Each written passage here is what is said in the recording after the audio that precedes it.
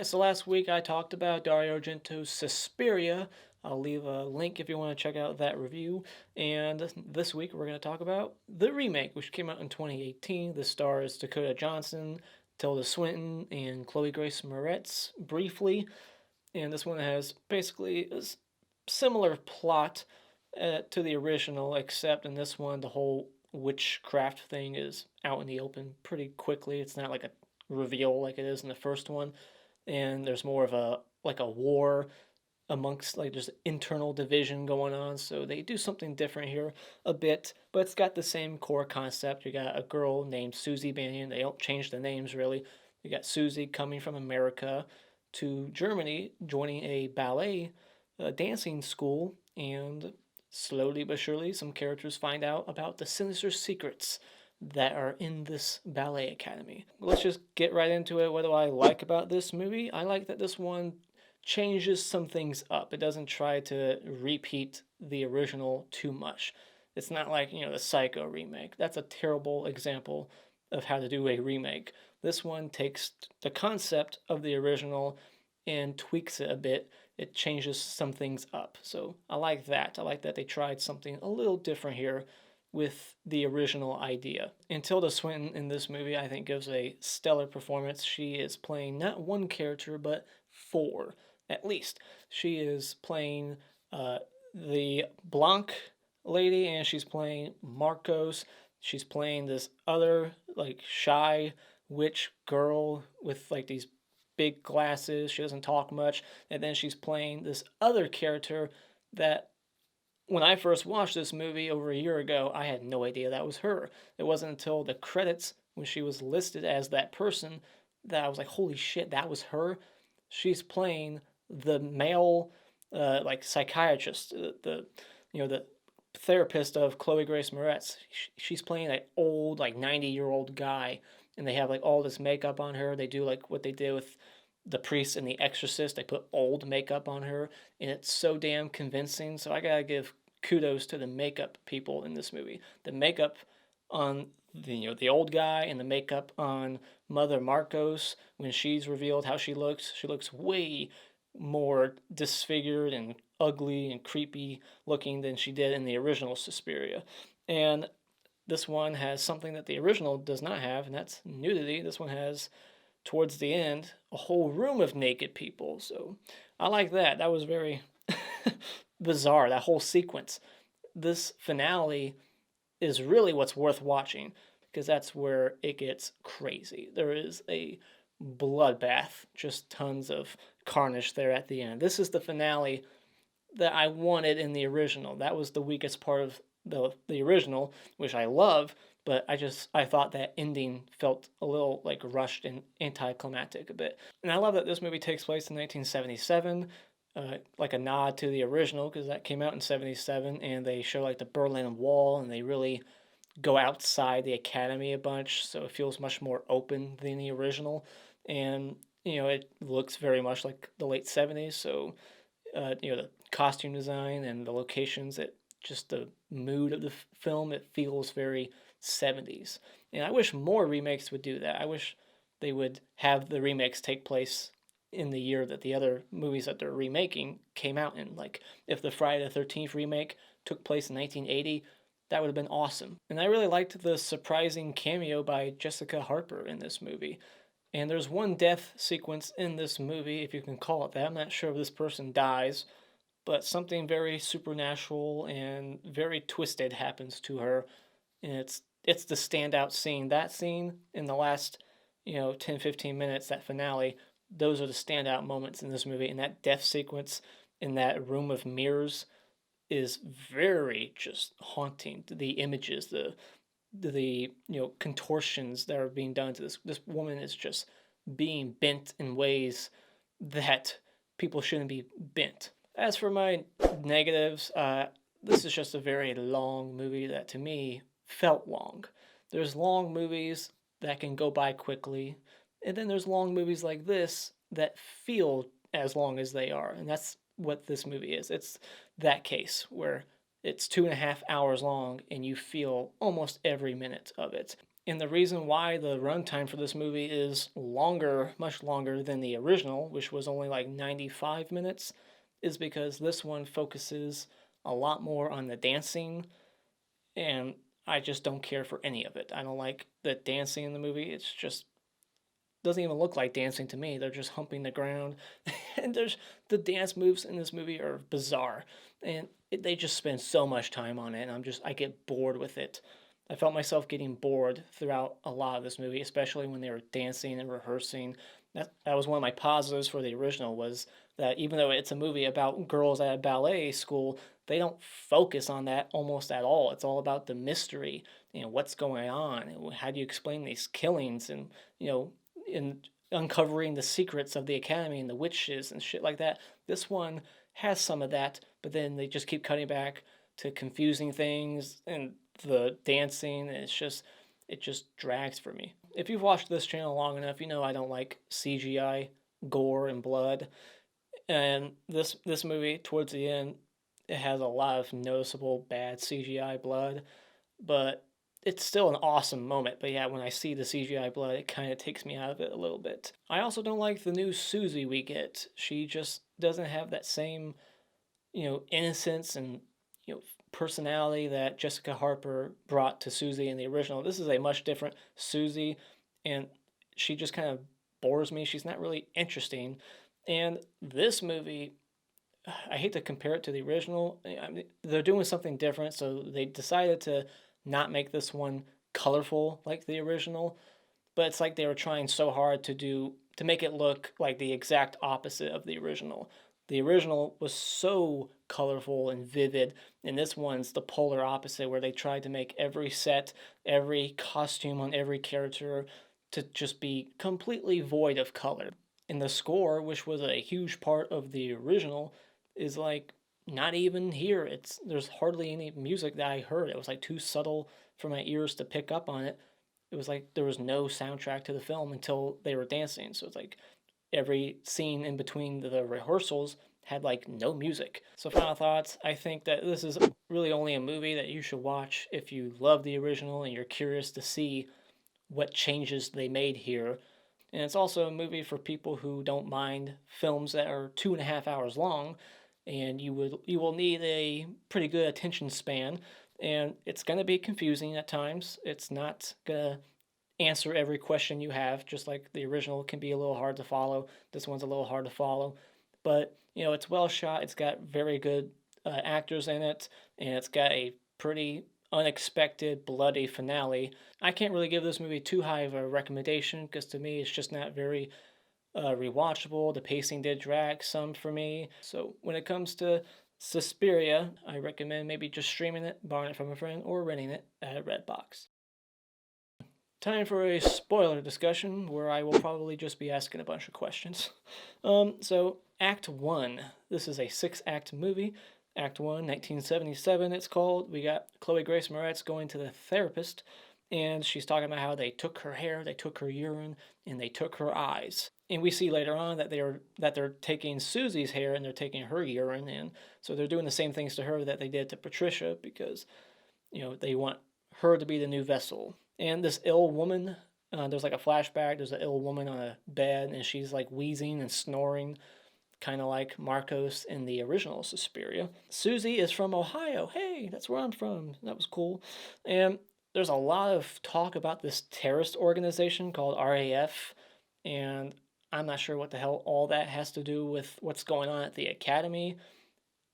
Is it like suggesting that these terrorists are doing things because of the witches? Are the witches controlling the terrorists? There's a bomb that goes off at a bank down the street, and they talk about that.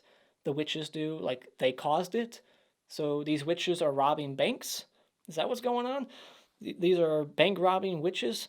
And I love how Olga speaks in third person, which is really weird. She's like, Olga's leaving and Olga needs a cab. Call cab for Olga. So then Blanc, she puts like a spell, I guess, a curse on Susie that connects her body to Olga. So when Olga is trying to leave, when Susie starts dancing, it fucks with her. Like, she's like crying tears, like a lot, to the point where she can't even see. She's crying so much. So I guess one of them's the mother of tears. Isn't that one of the three mothers?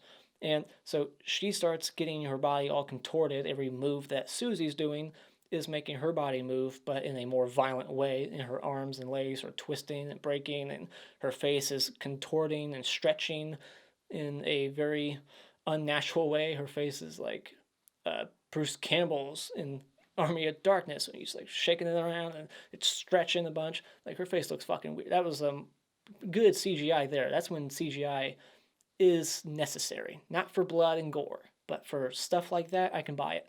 And but yeah, I love that. Like, she's like pissing herself too. She's so scared, and they come in with like meat hooks and they just grab her and take her off to the back room. And was she one of those bodies later on? When you see Patricia later on, there's another body at the other end of the room, and we don't really get a good look at the face, but was that Olga? I'm thinking so, because they're the only two victims in the movie, really, that die up until the finale at the end. So, yeah. And I like that one maid lady, she looks like identical to the maid in the original. They like dressed her up and they made her look, her hair, everything. She looked like the same actress from 1977. We find out that Susie grew up in an Amish community, I guess, and she's been dreaming about going to Berlin since she was a kid. So it's like this was destined to happen. This was her fate. She's been dreaming of this moment since a little kid, and now she's there to do what she was sent to do: kill them all the people worshiping Markos, a false god, a false mother, because she's not really Mother Suspiria, as she claims to be. And Susie says that dancing feels like fucking an animal. And she says it with a straight face, and she's being very serious when she says that. They have like this vote. I'm not sure how often they do it, but more people vote for Markos than Blanc. And this is important later on because all the people who voted for Markos, they're the ones dying for voting for her, for supporting her. They voted for the wrong person. I wouldn't vote in any election. If the person I voted for, if they lost, that meant I got killed in a violent way. Like, oh, you voted for this person, this candidate who did not win, so therefore you're going to blow up. Nobody would vote anymore if that was the case. Then one of the most hilarious scenes in this movie is when the cops get there to investigate, the disappearance of Patricia, I guess, and they take them to the back room, and the witches, they freeze the cops with a spell, and they just start laughing at their penises. They take their pants and underwear down, and they just start pointing and laughing, and one of them takes like the meat hook and is like pretending like they're about to like hook his penis, and they're just laughing hysterically like hyenas, just having a good time. So that was just a what the fuck moment in this movie, the biggest what the fuck moment. So in this movie, there is no blind piano player. They just have a like tape recording of music that they play out loud, and they talk about the three mothers. The three mothers actually get a mention here. I don't think they're mentioned at all in the original. I just watched it the other day, and I don't remember them saying anything about Mother Suspiria, Mother Teneratum, or whatever, Tenebrar, whatever they are in the third one. What's the third one? I forget. So, yeah, this one actually makes mention of them, and they're actually important to the plot. Another change here from the original is that we actually see the witches that they communicate with each other telepathically when they go out to the restaurant. And then Susie keeps getting all these weird, just incoherent dreams of just random images and just toilets and hair and naked cop and this and that, and I don't know what the hell it means by the end, but it's like Blanc's making her dream. I think it's Blanc who's making her dream all this stuff for some reason. I don't know. This poor girl has like a seizure because Blanc took her high jumping ability out of her and gave it to Susie. And that once, like, Susie needs to get better at jumping high and stuff, so she has this one girl demonstrate, and then after she's done demonstrating, she takes that skill from her and like gives it to Susie, and then she has like a very, violent reaction to it. She's like foaming at the mouth. And then another what the fuck moment. I'm not sure why she chose to do this, but one of the girls, who's also played by Tilda Swinton, the nerdy looking witch with the big glasses, she just randomly during one of their dinners takes the kitchen knife and stabs herself in the throat 2 to 3 times, and blood just starts squirting out a bunch. That's a very bloody, cool moment, but it's like, what the fuck is she doing? Why is she killing herself? She's like, I guess, scared? Like she knows what's coming? Did she vote for Markos and now she's like, oh shit, I should take that vote back? Like, does she know what's coming? Like, why did she kill herself? Does somebody take control of her body and make her do that? It seemed like she was in control and she did that because she was scared. But the way it's edited together, they make it look like Sarah, who's not a witch, is the one doing it, because they go from her in a chair sleeping, like she's like nodding off, and then it cuts to her killing herself, the witch, and then it cuts right after she kills herself, it cuts right back to Sarah, who wakes up like she felt what was happening. So it's just very confusing. Like, is Sarah responsible for that suicide, or was that suicide because she has a fear of what's to come? Another thing they bring back from the original is the girl counting the steps in the hallway, and she counts over 100 steps. I'm not sure how she can hear the footsteps going as far as she goes. Like, she goes around like 3 corners into different rooms, all from her room, like a mile away. Like, she heard them go all the way. Like, how does she trace those steps? Like, does she have like supersonic hearing? I don't get how she was able to do that. Even in the original, it's unbelievable. So then Susie, she just starts to know how to speak French and German and everything. Like, I guess this is another power you get as a witch. Like, Blanc gave her that ability. Did she take that ability from another French girl and give it to her? Like, here, I take your French speaking ability and I'll give it to you. And then I'll take this girl's German speaking, I'll give it to, like, she's feeding her knowledge. Like, what's going on? And the duct tape like pattern on the ground, it looks like a satanic symbol in the middle, kind of. I'm not sure if that's on purpose, if that's what it was supposed to look like. And then when they're in that room dancing, the way their bodies are, when you have like that shot from above, the bodies make a symbol that you see earlier in the movie, I think, on the book. So it's like the witch symbol. And then somebody, I guess, told Sarah to go break a leg before the dance started, because she goes and she breaks a leg. Literally, the bone snaps right out of her leg, and then they heal it, and then they like put some spell on her to force her to dance. She's just out there being controlled, dancing, and then she just starts like again having like a seizure or something on the ground. And then we see Patricia's body in the back. I already talked about that. And then there's like this light that she's following around. I'm not sure what the light represents. It's almost like the light in Hereditary. It's like, what is it? What does it mean? What is it symbolic of? It's like, is that the force, the evil of this place? Is it the power? Like, what is it? Is that something that Blanc's creating for her? Is that something that's her dead mother? Is that her? Like, what is it? And then we get the cameo from Jessica Harper. She's playing Yosef's dead wife. He thinks that she survived the concentration camp, but then he finds out it's a illusion created by the witches. And so, but that was pretty cool to see Jessica Harper come back. And so Blanc, she starts to suspect something. She's like, this isn't right. I guess she's figuring out that Susie is Mother Suspiria, or Suspiria, or whatever it's called. And so she goes to try to stop it, but then Markos like does like karate chop in the air, and it like nearly decapitates her. Just like the back half of her neck is split open, and her head's like wobbling, and blood squirting out. It's fucking awesome looking.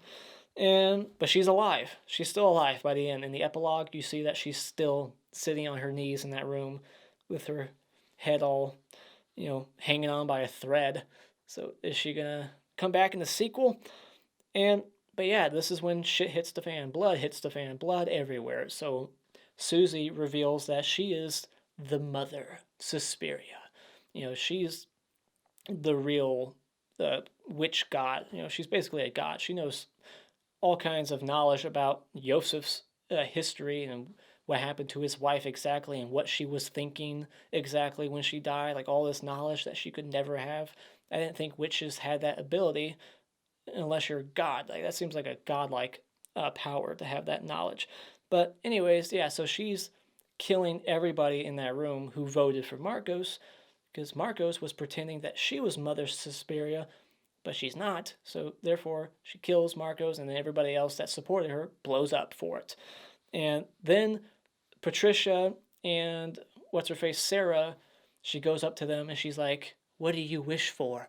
And Sarah, who just got gutted, like all her innards pulled out, very gory, she goes, "I just want to die." And Patricia, same thing, "Just kill me." What? Like, what's the limit to this wish? She's like a genie now. She can grant wishes. I would have been asking for my life back. Like, can you put my innards back in my stomach, sew it up, and let me get back to my old life? So, not kill me. Just, why wish for death? I didn't get that. And I take it that the black demon, witch, whatever, is the mother of death. Because I think there was a mother of death and a mother of sighs, which is Suspiria.